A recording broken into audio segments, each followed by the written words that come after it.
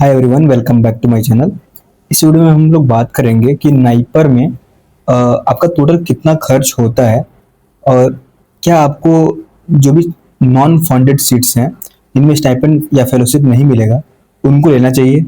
और एक इम्पोर्टेंट सब डिपार्टमेंट है जो कि अभी रिसेंटली जो है स्टार्ट हुआ है नाइपर मोहाली में, एमएस इन रेगुलेटरी साइंसेज, क्या हमें वो लेना चाहिए। और हर एक नाइपर में मतलब बेसिकली मैं नाइपर मोहाली का जानता हूँ, नाइपर गुवाहाटी का जानता हूँ, नाइपर कोलकाता का जानता हूँ, नाइपर हैदराबाद का जानता हूँ। तो उसमें कितना जो है आपका पर मंथ खर्च आएगा और आपका फीस कितना आएगा, ठीक है। क्योंकि ये जानना बहुत ज़्यादा ज़रूरी है, क्योंकि हम लोग एडमिशन ले रहे हैं, ठीक है, नाइपर में। और सिर्फ नाइपर नाइपर नाइपर सुन के नाइपर के नाम पे हम लोग एडमिशन ले लें और जो रिटर्न ऑन इन्वेस्टमेंट है वो अगर हम लोग नहीं अवेल कर पाएंगे, हम लोग पर रिटर्न ऑन इन्वेस्टमेंट नहीं मिल पाएगा, तो कोई फायदा नहीं है एडमिशन लेने का, है ना। उससे बेटर जो है इंस्टीट्यूट्स हैं, लाइक बिट्स पिलानी है और M Manipal college of pharmacies हैं। यहाँ पे अच्छे प्लेसमेंट भी होते हैं।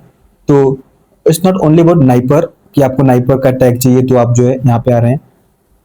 एक सक्सेसफुल कैरियर जो बनना होता है वो जब आप कैंपस प्लेसमेंट लेते हैं तो आपका जो स्टार्ट होता है वो बहुत ज़्यादा अच्छा होता है, ठीक है। और आप अगर ऑफ कैंपस से प्लेसमेंट लेके वो करियर स्टार्ट करते हैं, वो कहीं ना कहीं थोड़ा तो कम पैकेज पे जो है स्टार्ट होता है और जरूरी नहीं है कि आपको बढ़िया जो है रोल मिले, जॉब रोल, ठीक है। तो अगर आप इस वीडियो को अंत तक देखेंगे तो आपको जो है सब कुछ क्लियर हो जाएगा कि हाँ आपको जो है क्या करना चाहिए, आपको लेना चाहिए कि नहीं लेना चाहिए, ठीक है।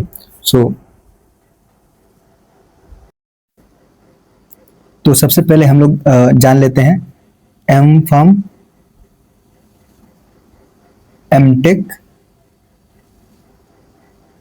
और एम एस फार्म, लाइक इनकी जो है नॉर्मल फीस क्या है इन ऑल द नाइपर्स, ठीक है। तो ये ब्राउचर में आप देख सकते हैं, यहाँ पे लिखा होगा आपको फर्स्ट सेम में 1 लाख, अगर आप जनरल कैटेगरी से बिलोंग करते हैं, अगर आप ओबीसी कैटेगरी से बिलोंग करते हैं तो आपका 1,07,000 जो है आपको पे करना पड़ेगा, ठीक है। लगभग मैंने बता रहा, सॉरी आई थिंक ये रॉन्ग है, मैं डायरेक्टली लिख देता हूँ। 1,07,000 जो है आपको पे करना पड़ेगा, ठीक है, फर्स्ट सेमेस्टर में।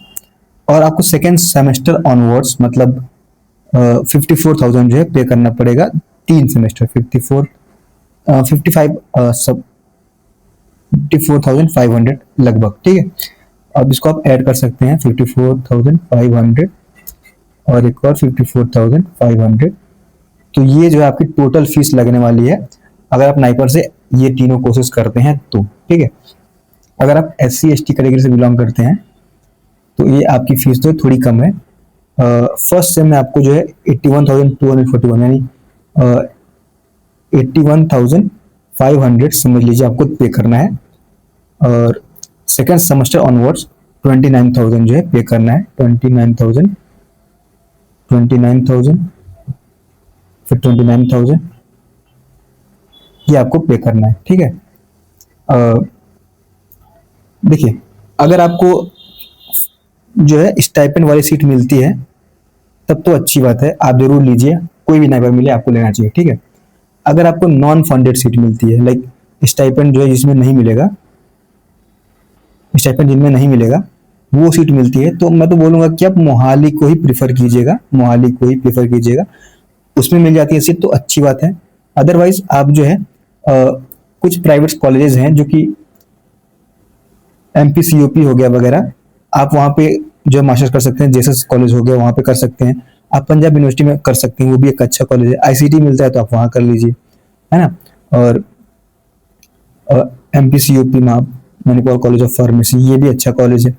तो आप प्राइवेट में जाके आप जो है कर सकते हैं, बजाय आप जो है हाजीपुर और रायबरेली में अगर आप मास्टर्स करते हैं तो उससे तो फायदा यहाँ पे रहेगा, क्योंकि यहाँ पे प्लेसमेंट के चांसेस हैं। अदरवाइज वहाँ पे तो चांसेस ही नहीं है, बहुत ही लेस चांसेस हैं, ठीक है।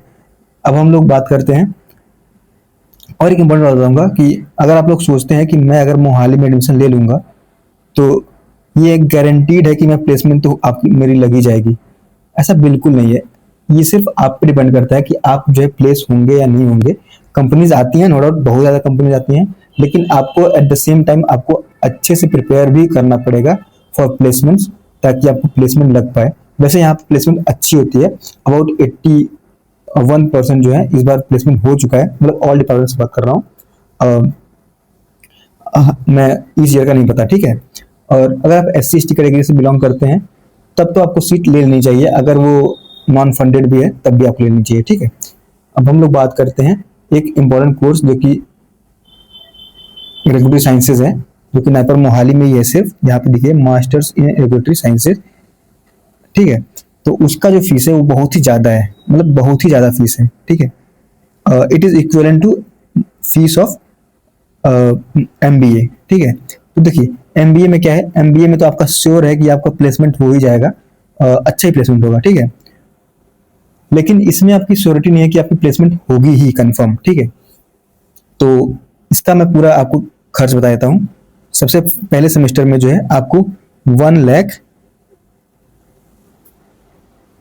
वेट, 1,80,000 जो है आपको पे करना है, ठीक है, फर्स्ट सेमेस्टर में। सेकेंड सेमेस्टर ऑनवर्ड्स 1,30,000 जो है आपको पे करना है, 30,000, हाँ सही, ठीक है। तो इतना आपको पे करना है। आप देख सकते हैं ये कितना पेमेंट हो रहा है, वेट,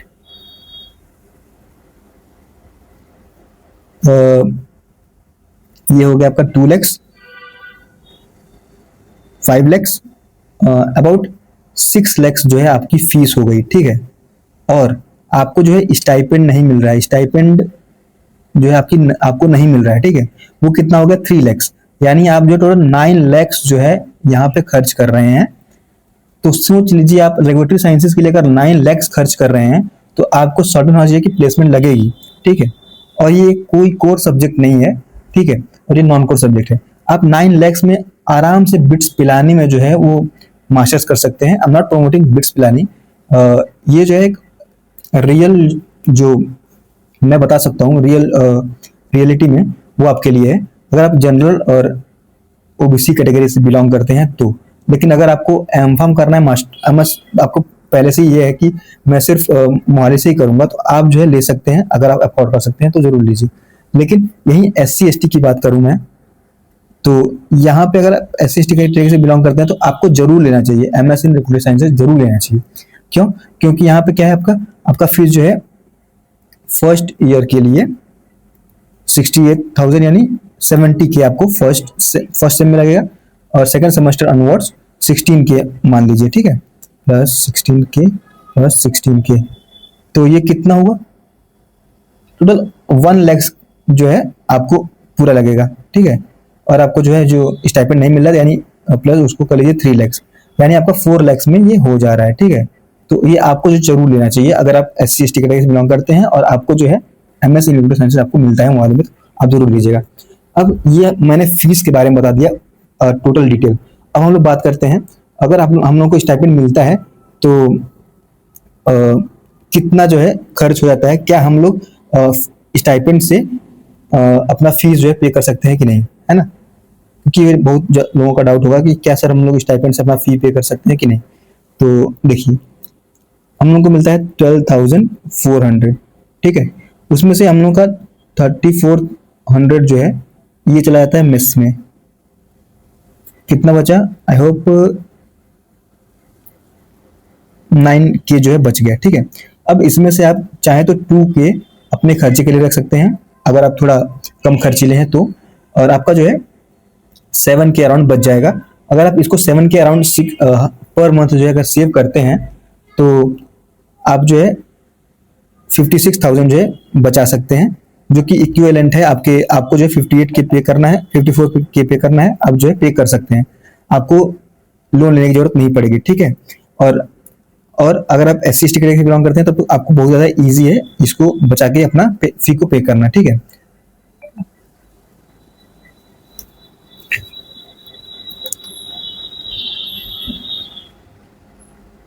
हम लोग बात करते हैं रेगुलेटरी साइंसेज के जो कोर्सेज मैंने बताया आपको, उसमें आप 9 लाख तो इसका दे रहे हैं, ठीक है, 9 लाख ये आपका फीस हो गया।